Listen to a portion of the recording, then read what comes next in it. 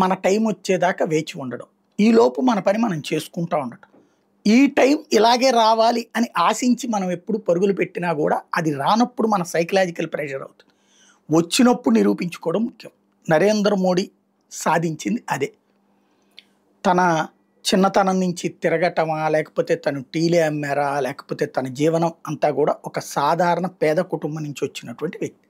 వివాహం చేసుకున్న తర్వాత కూడా వివాహ బంధం ఆ బాధ్యతల కంటే కూడా ఏదో కావాలి అన్నటువంటి తపనతో దేశమంతా తిరిగేసినటువంటి వ్యక్తి.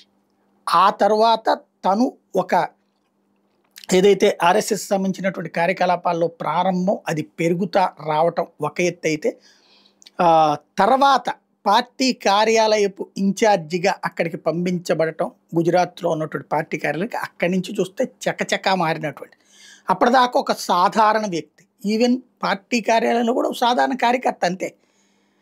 అలాంటి వ్యక్తి అకస్మాత్తుగా ఆ రాష్ట్రానికి ముఖ్యమంత్రి అయ్యారు. పార్టీ పతనమయ్యే పరిస్థితుల్లో గెలిపించుకొచ్చారు. ఆ తర్వాత మళ్ళీ తీవ్రమైనటువంటి సంక్షోభం ఎదురైతే, ఏది అనేక మంది జనం ప్రాణాలు కోల్పోయినటువంటి గోద్రా తరహా ఇన్సిడెంట్ తర్వాతన కూడా మళ్ళీ ప్రజల చేత ఎన్నిక కాబడ్డారు. అలాగే ప్రధానమంత్రిగాను ప్రజల చేత, దేశ ప్రజలందరి చేత ఆమోదించబడ్డారు. ఇవాళ ప్రపంచ ప్రజల చేత ఆమోదించబడుతున్నారు.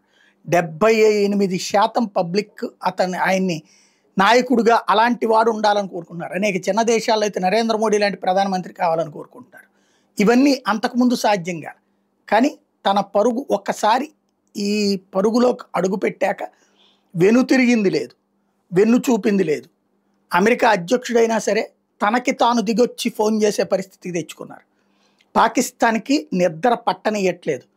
అలాగే దేశంలోనే కాదు ప్రపంచ ఉగ్రవాద సంస్థలకి కొరకరాని కొయ్యగా మారి నక్సలైట్లకి నిద్దట్లో కూడా కళ్ళ గుర్తుకొస్తున్నటువంటి పరిస్థితి. అది నరేంద్ర మోడీ సాధించినటువంటిది. ప్రపంచ చరిత్రలో ఇట్లాగా సాధించిన వ్యక్తి ఎక్కడా కనిపించట్లేదు. పుట్టినరోజు నాడు అదే అందరూ గుర్తు చేసుకుంటున్నారు.